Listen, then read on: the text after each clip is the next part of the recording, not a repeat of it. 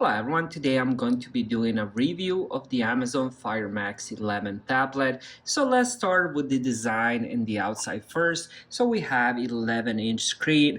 Now on the bottom we do have a couple speakers. We also have this little thing for the Amazon keyboard. If you end up getting it, that's how it will be attached. Then on the right side we have the SD card expansion.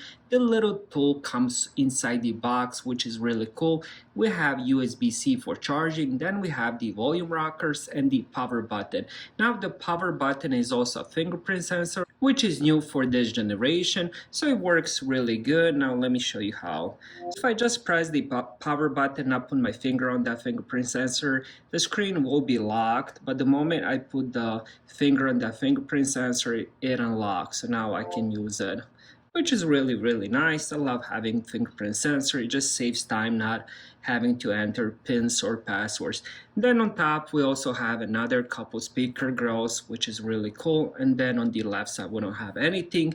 Now on the back we do have the camera, 8 megapixel rear facing camera, and we also have 8 megapixel front facing camera. Now I've used cameras for a little bit. The front facing camera actually takes a little bit better pictures. Now the back one is nothing to sneeze at. It does take decent pictures for what it is. I mean, it is 8 megapixel and it has no flash, so you do need to have a good lighting for the pictures to look good. Now the whole build of this tablet is aluminum and it looks really nice. I mean, it's thin enough, unlike the previous models where it just seemed a bit too thick. So this one is thin enough, it doesn't weigh that much, and the quality of it is just really good. I'm actually impressed with the quality of this tablet.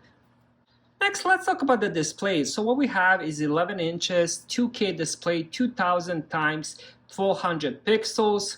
It is a very bright and colorful display. It has 554 nits of brightness, so it does get really bright. I'm not sure, let's see, what do I have it at? I have it about 60-70%. So if I bump up the brightness, it's gonna look really nice.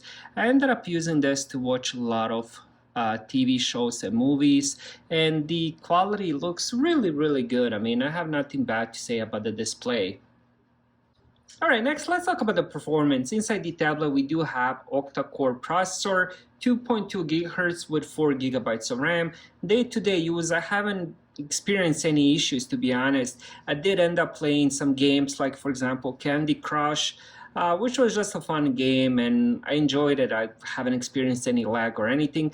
I haven't tried any of the graphic intensive games like, for example, Call of Duty or something like that, but for the arcade games it works really good.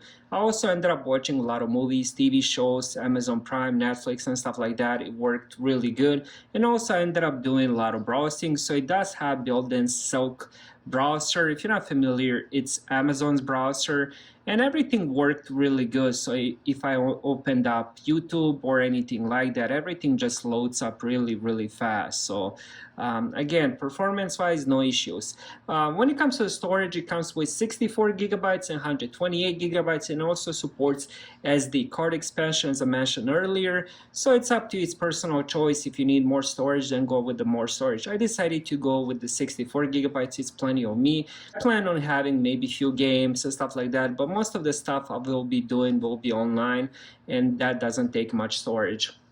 Now, the best thing about this tablet is definitely the battery life.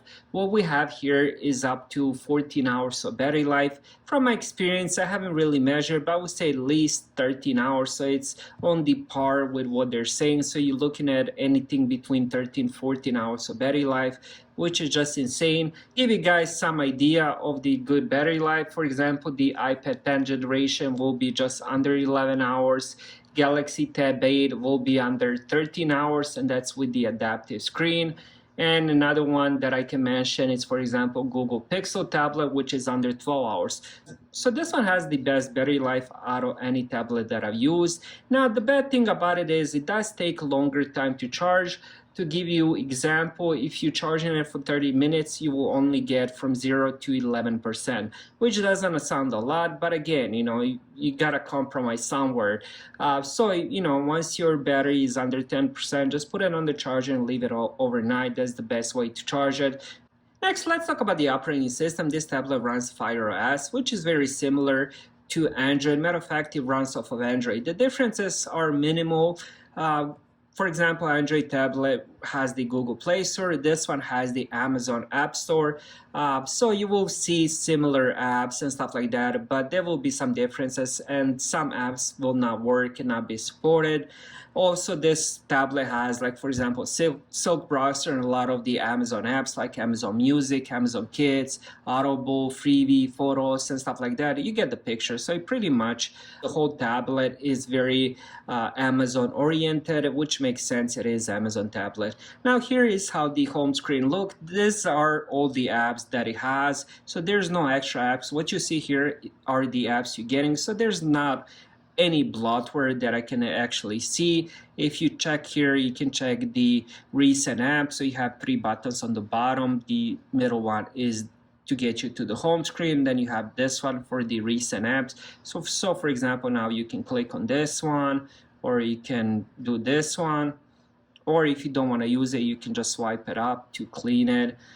And now if we move to the left side, it says for you. So these are some of the apps, games, and stuff like that recommend, movies, and so on and so on, which is really nice. Then if we swap to the right side, this is where all your Kindle books will be, all your apps that you ended up getting, and also all the games. For example, these are some of the games I ended up playing recently, and also Prime Video. So if you ended up watching, for example, Back to the Future movie, you can just click on it and continue watching. And another thing that I love, this also supports Audible. And now here I can see all my audiobooks that I got over the years, which is really nice. Now I can just click on them and listen to them as well. Let me see if I have to download one of them.